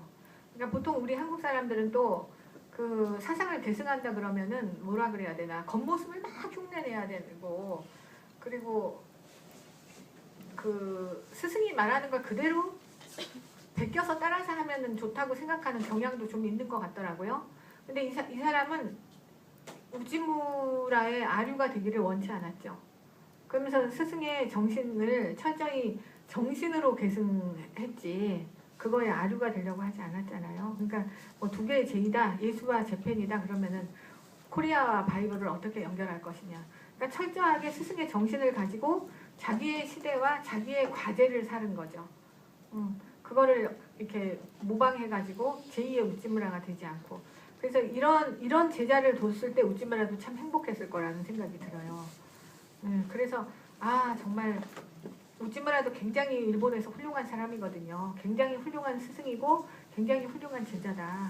근데 이런 생각이 들고 이거는 뭐 함석환 선생님에 대해서도 제가 그렇게 생각하고 있고요. 그래서 솔직히 말해서 그런 의미에서 참 이분이 특이한 분이구나. 왜냐하면 이광수 같은 사람들 너무 많잖아요. 평생 명치 일본이라는 그늘을 벗어나지 못한 사람들이 너무 많죠. 근대 한국의 지식인 중에요. 그리고 여기서도 제가 이광수 썼지만 이광수는 1945년이 되기 전에 일본이 질 걸 알았어요. 왜냐하면 43년에 이 사람이 세계 작가회의 같은 데 가가지고 상해를 갔거든요. 근데 상해에 가서 일본이 거의 패망해 가고 있다라는 소식을 전해 들었어요. 근데 그 정보를 이 사람은 자기의 인식체계에 있잖아요. 근데 일본이 너무 훌륭하고 너무 대단한데 그리고 그거에 기초해서 이 사람의 모든 인식체계는 세워진 거예요. 한국은 일본을 모방하고 일본적인 방식으로 체질 개선을 하지 않으면 이 열등한 민족은 살아남을 수가 없다. 라고 하는 자기의 모든 뭐랄까 신념 체계가 거기에 기초해서 세워졌는데 거기에 타격을 가하는 일본이 망하고 있다. 라고 하는 이 정보를 도저히 받아들일 수가 없었어요. 그래서 이광수는 이 패망의 어떤 징후를 1년 전부터 알고 있었는데 이거에 대한 어떠한 대응을 못 하잖아요. 그래서 마지막까지 일본한테 매달려가지고 우리 민족이 자발적으로 전통을 해체하고 일본인이 되는 것이 그러니까 자발적으로 해체하는 것이 우리 민족이 사는 길이다. 이런 식의 이야기를 끝까지 해가지고 아무튼 민족 반역자 제1위로 올라가는 정도의 그런 게 되잖아요. 그래서 젊었을 때 받았던 명치 일본의 그 거대함, 그 위력에서 끝내 못 헤어나오는 그러한 근대의 한국의 지식인들이 너무 많았었는데 뭐 김교신은 그런 의미에서 뭐 그렇게 대단한 사람은 아니잖아요. 유학 한번 갔다 온 것 뿐이고 그죠? 그런데도 이 사람이 이렇게 독자적인 주체적인 생각을 할 수 있었다는 거. 그래서 제일 중요한 건 뭐냐면 얼마나 대단한 사람이 아니야. 얼마나 대단한 그 경력을 소유하고 얼마나 대단한 걸 이뤘느냐가 문제가 아니죠. 이 사람 별 이룬 것도 없잖아요. 근데 중요한 건 뭐냐면 자기의 시간과 자기의 공간을 제정신을 가지고 살았다. 그리고 자기가 감당해야 할 역사에서 자기에게 주어진 과제를 이 사람은 제대로 응답하고 살았다. 이게 무지무지하게 중요한 것 같아요. 그래서 식민지는 특히 그게 힘든 시간이잖아요. 특히 힘든 시간이고 제가 김교신의 그 영성을 보면서도 이 사람이 식민지를 무슨 시간이라고 봤느냐, 기다림의 시간이라고 봤다는 게 저는 참 좋았어요. 그러니까 이광수 같은 사람들, 뭐 성질 급한 사람들, 펄떡펄떡거리는 사람들. 근데 제가 이스라엘에 그 놀러를 한번 갔었어요. 성지 순례를요. 근데 낙타가 있더라고요. 막 낙타를 타라는데 너무 무서운 거예요. 응? 그리고 뭐 그런데 근데 참 중요한 거는 뭐냐면 그 떼약볕에 진짜 떼약볕이잖아요. 근데 거기에 낙타가 그늘에도 안 들어가 있어요. 우산도 안 쓰고 있고 그냥 떼약볕을 그냥 맞고 있는 거예요. 그래서 제가 그걸 보면서 얘는 어떻게 이런 힘이 나올까 그랬더니 낙타가 인내심이 무척 많다는 거예요. 성질 팔딱팔딱 하는 건 벌써 완전히 고혈압 돼가지고 죽어버린대요. 그래서 제가 그걸 보면서 아, 기다림이라는 게 굉장히 중요하구나. 그때도 이제 그런 생각을 했는데 저도 워낙 성격도 그런데다가 제가 받은 교육 자체가 뭘 기다리라고 하는 교육이 아니잖아요. 오늘날의 근대의 교육이요. 뭘 가능한 한 빨리 많이 해라. 그리고 속도라는 게 얼마나 우리한테 미덕입니까? 빨리 할수록 많이 할수록. 그래가지고서는 저는 그런 식의 교육을 받았기 때문에 제가 제일 못하는 게 제 자신에서 기다림인 것 같아요. 그리고 이런 이야기 하면 참 뭐하지만은 핸드폰 좋다는 게 뭐 있어요? 근데 우리 남편한테 어느 날 전화가 하루 종일 안 될 때가 있어요. 그런데 정말 열 터지는 거예요. 이게 뭐야? 막 이러면서 그런 거 못 느끼세요? 근데 제가 그러면서 아무튼 전 기다리는 게 제일 싫어요. 근데 제가 이 신앙을 하면서 그러면서 김교신에게도 보면서 이 사람이 식민지를 기다림의 시간이라고 생각했구나. 자기 실현의 시간이 아니라 기다림의 시간이라고 생각했구나. 근데 기다릴 수 있는 건 뭘까? 사람은 어떨 때 기다릴 수 있지? 기다리는 게 테크닉이나 스킬로서 자기한테 이익이 된다는 거를 너무나 많이 알고 있을 때도요 못 기다려요. 그럼 기다릴 수 있으려면 뭐가 있어서 가능한가? 그거는 믿음이 있어야지 기다리는 거예요. 기다리면 틀림없이 가장 좋은 것이 그것이 뭔지는 모르겠어요. 거기에다 매뉴얼을 세워가지고 내가 원하는 게 이건데 기다리면 이게 주어질까? 이것도 신앙의 태도는 아니죠. 근데 뭔지는 몰라요. 뭔지는 모르는데 내가 의도하는 건 안 됐어요. 좌절됐어요. 그러나 가장 좋은 것이 그분이 틀림없이 이루어 주실 것이다. 심지어는 그게 내가 죽고 난 다음일지라도 내 때엔 이루어지지 않을지라도 그러한 그 믿음이 없으면 절대 못 기다리는 거거든요. 그래서 제가 요즘 제 신앙을 보실 때에도 아, 나는 못 기다리네. 내가 왜 못 기다릴까? 내가 하나님을 못 믿고 있구나. 제가 그런 걸 많이 느끼죠. 그래서 이분이 그러한 면에서 그 하나님에 대한 절대적인 믿음, 무한한 믿음 속에서 안식했다. 그 안식의 근거에서 현실의 모든 어두움에도 불구하고 항상 희망을 놓치지 않았다는 거. 그래서 마지막에 나오는 게 나는 낙담하지 않는다는 거잖아요. 낙담하지 않는다. 이것처럼 대단한 말이 어디 있을까? 이제 이런 거를 내가 가질 수 있다면 모든 것을 팔아서라도 그걸 사야지. 정말 살만한 거지. 그래서 여러분들은 이런 신앙 부러우시잖아요. 이걸 위해서 여러분들 뭘 팔으시려는 거예요? 뭘 팔으셔야 될 거 아니에요. 나름대로 그런 각오가 있어야 되죠. 거저 얻으려고 그런 이 세상에 거저가 어디 있습니까? 대머리까지 벗겨진다는데. 응? 자기의 시간을 팔으시겠어요? 자기의 재물을 팔으시겠어요? 자기의 에너지를 팔으시겠어요? 뭔가 여러분들도 팔아야 되는 거잖아요. 팔아야지 밭에 묻힌 보물을 사죠. 예, 그거에 대한 어떤 결단이 필요하다는 거예요. 우리한테는. 그게 사람마다 다 다를 수는 있는데 적어도 그런 결단이 있어야지 그 보물을 사고 자기 것으로 해서 자기가 그 힘을 누릴 수가 있다는 거죠. 네, 저는 뭐 그런 의미에서 아무튼 참 우리 개신교에서는 그래서 중요한 게 뭐냐면 신앙의 모델이 없는 게 참 문제잖아요. 뭐 우리 천주교라든가 성공회 같은 데서는 성인을 자기 세례명으로 삼는데 그거는 뭐냐면 그 사람을 하나님으로 숭배해서가 아니라 그 사람이 하나님을 그런 식으로 닮아가고 따라갔구나. 그럼 사람이 그렇게 했으면 나도 해볼 수 있지 않을까라고 자기 신앙의 모델로 삼는 거거든요. 그래서 그런 의미에서 우리 개신교가 그런 신앙의 모델이 없다는 게 참 우리한테 힘든 것 같아요. 그래서 그런 의미에서 저한테는 김교신 같은 사람이 많이 이렇게 모델이 될 수 있죠. 아, 김교신도 이렇게 힘든 식민지 시대에 태어났으면 아마 저같이 성격이 막 급하고 이런 사람들은 아마 팔딱거리다 죽어버렸을지도 몰라요. 근데 저는 지금도 살기가 힘든데 근데 그럴 때도 이렇게 살았구나. 그래 나도 조금이라도 기운을 내보고 한번 해봐야지. 이런 거 같은 것들. 이런 게 이제 참 우리한테 격려가 되고 그러는 것 같습니다.